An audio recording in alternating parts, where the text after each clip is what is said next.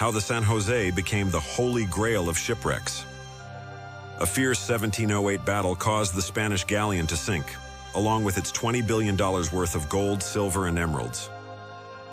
For over 3 centuries, a Spanish galleon known as the Holy Grail of Shipwrecks for its cache of spectacular treasure rested untraced at the bottom of the Caribbean Sea. Then in 2014, the Colombian government announced it had found the San José under roughly 2,000 feet of water, with assistance from British experts and the Woods Hole Oceanographic Institution, WHOI. By March 2024, the government announced a plan to begin lifting the treasures and what remains of the wreck from the seafloor. While the San José has become the focus of international wrangling over ownership of its cache of gold, silver, and emeralds worth almost $20 billion, historians are interested to learn more about the early 18th century battle that sunk the ship and the 600 souls who perished on board. Drafted into the War of the Spanish Succession. The San José was a 64-gun, 3-masted, 3-decked galleon, about 128 feet in length and 40 feet across the beam, built and launched in San Sebastian in the Basque Country in 1698. According to Anne Coates, Associate Professor of Maritime History at the University of Portsmouth in England, the second deck would have been devoted to armaments, testament to the fact that, at that time, the lines between merchant ships and naval vessels were blurred. Because they were carrying such valuable cargo, they would be carrying a lot of ordnance as well, says Coates. They would often be accompanied by naval escorts, but they themselves were well armed. Within 2 years of being launched, the San José became drafted into conflict during the War of the Spanish Succession, which was sparked when King Charles II of Spain died childless in 1700. The vacuum resulted in 2 competing claimants to the throne: Philip of Anjou, a grandson of Louis XIII of France who was backed by France, and Archduke Charles of Austria, who was supported by an alliance including the Holy Roman Empire, the Dutch Republic, and Great Britain. While nominally about who should sit on the Spanish throne, the conflict was more about control of shipping routes, explains Coates. Britain and her allies wanted to curb the power of the French and Bourbons, she says. Britain's Royal Navy needed to control the Atlantic to protect its merchant trade coming back from the Americas. The war ended in 1713 with the Treaty of Utrecht, but the San José did not survive to see its conclusion. On the afternoon of June 8, 1708, it was anchored off Isla de Baru, Colombia, part of a treasure fleet that had traded for vast amounts of riches that it was preparing to bring home to Spain, when a squadron of 4 British ships closed in.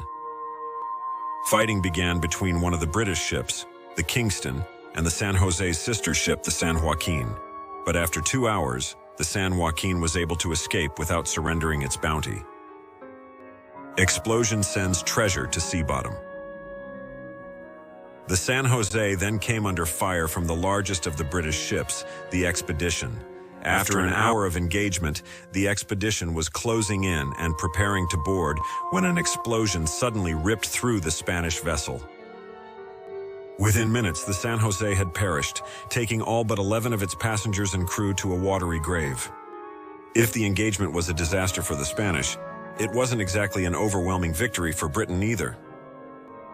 The goal had been to not just deny the treasure to Philip and Spain, but to bring it home to England and Queen Anne. Instead, the only booty the British fleet seized was a nominal amount on board a 3rd Spanish ship, the Santa Cruz. The captains of the Kingston and another British ship, the Portland, were later court-martialed for allowing the San Joaquin to escape. Multiple claims to the San José's treasure. The wreck and its treasures have for years been at the center of a multi-pronged legal dispute between Colombia, a private company that claims to have discovered the wreckage first, the governments of Spain and Peru, and the descendants of the indigenous Bolivian Caracara people and enslaved African workers in New Granada, who were forced to mine the precious metals on board the ship. The dispute is driven by the immense value of the treasure the San José was carrying.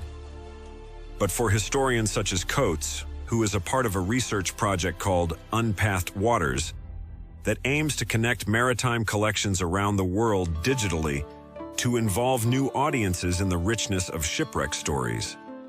The true value of the wreck is in the light it may be able to shed on those who built the San José and sailed on it. By just looking at the hull, you can tell how the ship has been built, she explained. Obviously, lots of internal timber would have survived.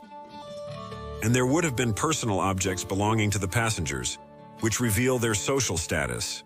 Things like their crockery, their jewelry, their clothing.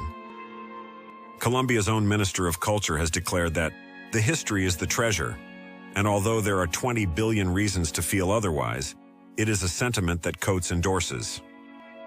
The importance of the San José is not about financial wealth, it's about cultural wealth, she stresses, and the light it can shine on those who met their doom on a sunny evening more than 300 years ago.